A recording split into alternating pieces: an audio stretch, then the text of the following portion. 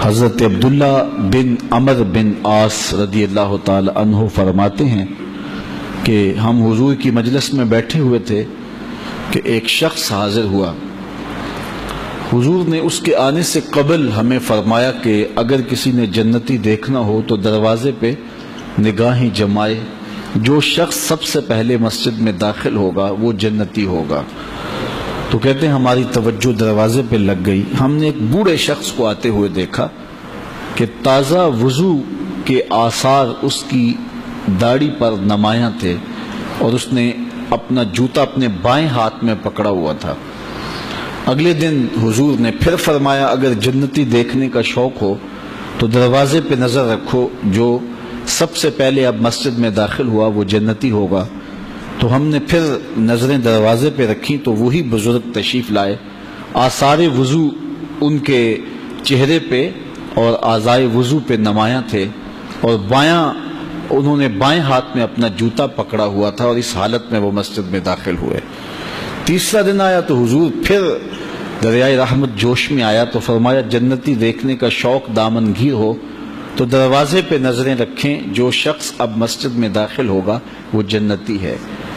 تو ہم نے جب دروازے پہ دیکھا تو وہی بزرگ تشریف لائے اور حالت بھی وہی تھی کہ آثار وضو چمک رہے تھے اور تازہ وضو محسوس ہو رہا تھا۔ کہتے ہیں جب لوگ گھروں کو پلٹنے لگے تو میں ان کے پیچھے چلا گیا اور ان سے کہا کہ میری والدہ گرامی سے کچھ شکر رنجی ہو گئی ہے، تو 3 دن میں آپ کے ساتھ رہنا چاہتا ہوں، اگر آپ مجھے اپنے ساتھ رکھ لیں تو یہ کمال مہربانی ہوگی۔ تو وہ فرمانے لگے کہ آ جاؤ۔ کہتے میری لالچ یہ تھی کہ میں دیکھنا چاہتا تھا کہ وہ عمل کون سے کرتا ہے، کہ رسول کریم صلی اللہ علیہ وآلہ وسلم نے فرمایا جنتی دیکھنا ہے تو دروازے پہ دیکھو، اور 3 دن تک دروازے پر نظر رکھی تو وہی شخص دکھائی دیتا رہا۔ تو کہتے ہیں کہ میں اس کے گھر چلا گیا، اس نے میری ضیافت کی، بہت خاطر مدارت کی، اور میرے لیے بستر لگا دیا اور خود بھی اس کمرے میں لیٹ گیا۔ میں مصنوعی خراٹے لینے لگا اور میری لالچ یہ تھی کہ میں دیکھوں کہ یہ کون سے عمل کرتا ہے،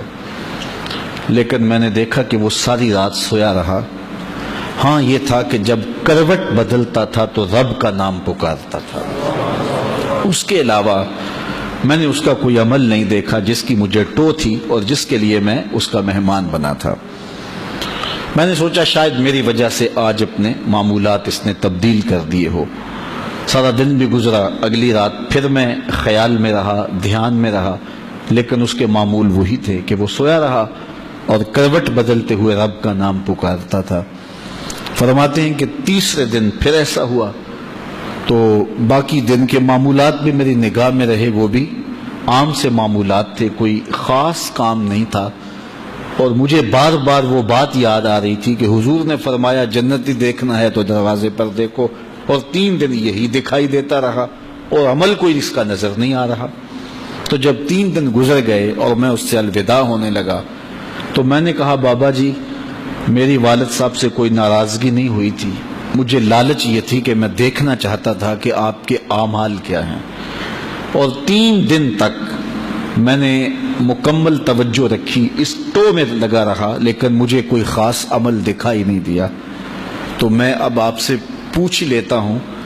میری وجہ سے شاید آپ نے اپنے معمولات تبدیل کر لیے ہوں، لیکن وہ کون سا عمل ہے کہ میں نے دیکھا کہ حضور نے کہا جنتی دیکھنے کا شوق آئے تو دروازے پہ نظر رکھو تو آپ ہی دکھائی دیتے رہے؟ تو وہ بزرگ فرمانے لگے کہ اے عبداللہ بن عمر بن عاص، میرا کوئی ایسا عمل نہیں ہے کہ جو میں تم سے چھپایا ہو، وہی میرے معمول تھے جو تم نے ملاحظہ کیے، جو تم نے دیکھے۔ ہاں ایک میرا عمل ایسا ہے جو تم دیکھ نہیں سکے، اور وہ یہ ہے کہ یہ جو میرے سینے میں رکھا ہوا دل ہے اس میں کسی مومن کا بغض نہیں ہے۔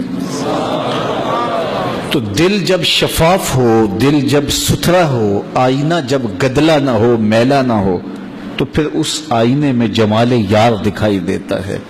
لیکن اپنا آئینہ میلا ہو، اپنا آئینہ گدلا ہو جائے تو پھر اپنی صورت بھی دکھائی نہیں دیتی۔ اس لیے ہمیں اپنے آئینے خوبصورت اور مصفہ رکھنے کی تلقین کی گئی ہے. اپنا دل پاک رکھیں گے تو بابرکت راتوں کا لطف بھی نصیب ہوگا.